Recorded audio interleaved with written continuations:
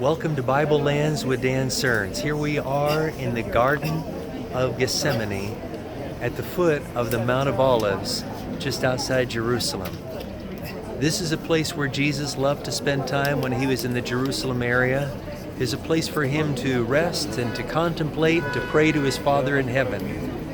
It was here that he came on that night that he was betrayed. He had just celebrated the first communion service and the Passover, the last Passover that had any meaning, with his disciples there in the upper room.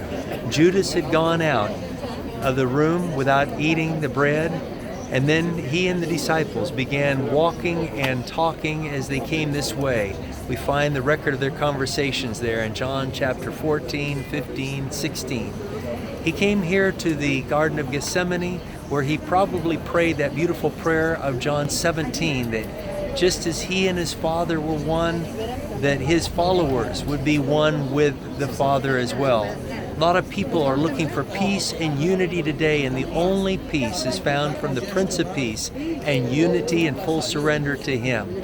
The closer we come to Jesus, the closer we'll come to others who are seeking and surrendering to Jesus as well.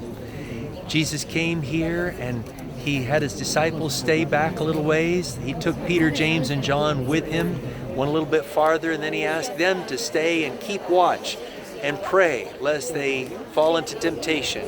Then he went a little bit farther, some say to a rock that's found in a church near here, and he bowed down and he began praying to his Father. And he said, "Father, if possible, take this cup from me, but not my will, but yours be done." Basically, Jesus was saying, I don't want to die, but I'm willing to die. He came back to find his disciples and he found them asleep. And he said, "Couldn't you pray with me 1 hour? And then he went back again, prayed again, came back and found them sleeping again, and came back the third time and prayed. About that time, Judas, leading the mob and leading the religious leaders of the day to the Garden of Gethsemane, came to arrest Jesus. And we know the rest of the story as we read there in the last part of the Gospels.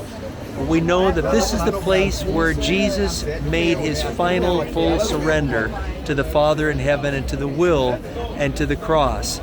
The next day, yes, he'd go through those trials through the night. He'd be beaten, he'd carry the cross, but he had made his full surrender here. Gethsemane, meaning the olive press. Just as olives are squeezed and compressed, Jesus was pressed down 3 times till he is sweating blood. He made that decision for you and me. As he says to us, "Come unto me, all you who labor and are heavy laden, and I will give you rest." This is an opportunity for us to respond to his love, to his care, to his invitation, to follow him, to accept the salvation that he has offered. If you have never done that in your life yet, now is the time to look toward heaven and say, "Lord, I want you to be in charge of every part of my life. Deal with my past, all the garbage of my past. I ask that you just take that away from me now. And deal with the present. Give me power each day to live a godly life. And take care of my future. When you come again in the clouds of glory, may I be found faithful, where I will fly to meet you in the air along with all of the redeemed." This is the opportunity we have.